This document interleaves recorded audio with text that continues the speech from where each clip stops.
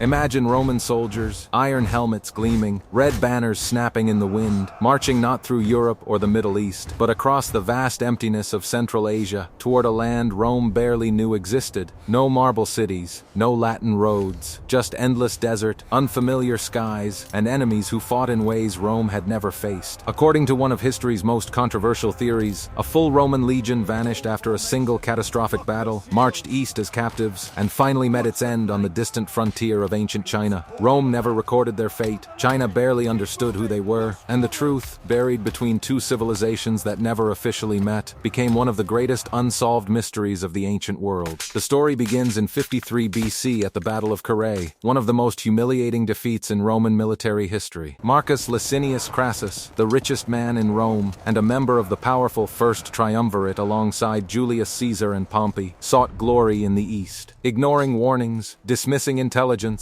and underestimating Rome's eastern rival, Crassus led 7 legions, nearly 40,000 men, into Mesopotamia to confront the Parthian Empire. What followed was a slaughter. The Parthians relied not on heavy infantry like Rome, but on highly mobile horse archers and devastating armored cataphracts. Roman formations were surrounded, harassed, and slowly destroyed under a relentless rain of arrows. By the battle's end, Crassus was dead. Over 20,000 Romans were killed, and around 10,000 legionaries were captured alive. These prisoners were marched east, away from Rome, away from history. Roman records simply say they were resettled somewhere in Parthian territory, likely used as frontier guards. And then, silence. No names, no legions' numbers preserved, no official accounting of their descendants. For Rome, it was as if these men ceased to exist. But history has a way of leaving fragments behind. Nearly 2 decades later, in 36 BC, a Chinese general named Chen Tong led a Han Dynasty expedition deep into Central Asia against a nomadic leader known as Jizi Chanyu. Chinese historical texts describe a strange and terrifying enemy defending Zizi's fortress. Unlike the steppe warriors the Chinese were used to fighting, these soldiers fought in disciplined formations. They locked shields together in a formation described as resembling fish scales, advancing steadily under missile fire. To modern historians, this description is hauntingly familiar. The Roman testudo, one of the most iconic battlefield formations in military history, fits this description almost perfectly. According to the records, these warriors fought fiercely, but were eventually defeated. Some were killed, others were captured and relocated by the Han authorities to a frontier settlement called Lycian, in what is now Gansu province, and here, the mystery deepens. For centuries, Lycian was little more than a footnote in Chinese geography, but its name is strange. Some scholars argue that Lycian may be a Chinese approximation of words used to describe distant western lands, possibly even Rome itself, known to the Chinese as Dakin. Even more intriguing are the people of the region. Early travelers and later researchers noted that some villagers in and around Lycian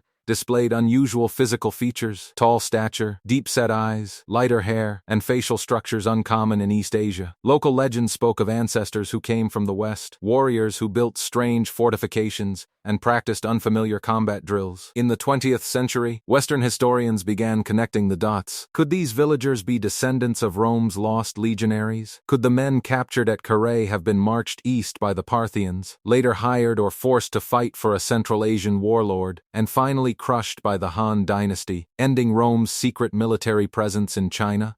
The theory is seductive, but controversial. Critics point out that Chinese descriptions of the fish scale formation could refer to other shield-based tactics, not exclusively Roman. Others argue that genetic diversity along the Silk Road makes European features unsurprising, yet the Silk Road itself strengthens the case. This vast network of trade routes connected the Mediterranean to China centuries before Marco Polo. Roman glassware has been found in Chinese tombs. Chinese silk flooded Roman markets. While emperors never exchanged ambassadors face to face, merchants, mercenaries, and prisoners moved constantly between worlds. In this context, the idea of Roman soldiers ending up thousands of miles east is not impossible, it is plausible, and if they did, their fate would have been sealed far from home, cut off from reinforcements, surrounded by foreign cultures, fighting wars they never chose. These legionaries would have watched the Roman world fade into myth. If the Lost Legion truly died in China, then their story represents more than a military curiosity. It marks the absolute limits of Roman power. Rome saw itself as eternal, invincible, destined to rule the world. Yet here was a force so thoroughly erased that even Rome chose not to remember it. No triumphs, no memorials, no graves honored by the Senate. The men of Carrhae vanished not in a blaze of glory, but in silence. For China, these warriors were simply another strange enemy from the western deserts, absorbed into the endless cycle of frontier warfare. Two great civilizations brushed against each other, not through diplomacy, but through blood and confusion. And then they moved on. Today, the mystery remains unresolved. Modern DNA studies in the region have produced mixed results, some showing traces of Western ancestry, others inconclusive. Archaeology has yet to uncover definitive Roman armor or inscriptions in Lycian. But absence of proof is not proof of absence. History is full of lost armies, forgotten migrations, and erased peoples. What makes this story so powerful is what it reveals about empire itself. Rome could conquer vast territories, but it could not control fate. A single defeat at Carrhae set in motion a chain of events that may have carried Roman soldiers to the edge of the known world, where they fought and died under a foreign sky, remembered by no one who spoke their language. Rome never recovered this secret, not because it lacked the power to reclaim those men, but because it lacked the courage to admit they were ever lost at all. What makes the story of Rome's lost legion so haunting is not whether every detail can be proven, but what it reveals about power, memory, and history itself. Empires survive not only through conquest, but through storytelling, celebrating victories while quietly burying failures. Rome mastered this art. Triumphs were carved into stone, generals immortalized in bronze, and defeats carefully softened or erased. Carrhae shattered that illusion. It proved that Roman discipline and confidence could collapse when faced with an unfamiliar enemy on unfamiliar ground. The captured legionaries were not just a military loss, they were a psychological wound. To admit their survival, and their possible end far beyond Rome's world, would have meant accepting that Rome's power had limits it could not overcome. For the soldiers themselves, the march east meant the slow loss of identity. Roman soldiers were citizens in uniform, bound to Rome by ritual, language, and law. Cut off from command and homeland, their Roman world would have faded year by year. Latin became memory. Armor was repaired with foreign materials. Pay disappeared. Tactics changed. What endured was discipline and instinct, the muscle memory of men trained never to break. By the time they allegedly faced Han Dynasty forces, they may have been Roman only in formation and resolve, not in name or nation. If their final battle occurred on China's frontier, it was not a clash of empires but of survivors and strangers. To Han commanders, these shield-locked soldiers were unusual but not important. Once defeated, they were absorbed into frontier settlements and forgotten. This is how history treats the edges of empire. Great stories fade into records, lives become numbers, origins blur. Within generations, even their descendants may not have known where they came from, only that they were different. Today, historians stand between evidence and imagination. DNA hints without answers. Archaeology remains silent.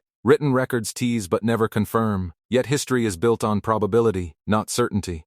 We know Rome lost thousands at Carrhae. We know prisoners were marched east. We know the Silk Road connected distant worlds. Separately, these facts prove little. Together they form a shadow that refuses to vanish. The lost legion may never be confirmed, but it cannot be dismissed either. And that uncertainty is the point. The story exposes how easily people are erased when they fall between civilizations. Rome chose silence, not because it could not recover these men, but because it did not want to remember them. The mystery endures as a warning. No empire controls how it will be remembered. Some truths travel beyond the map, disappear into foreign lands, and survive only as whispers between worlds that never fully understood each other.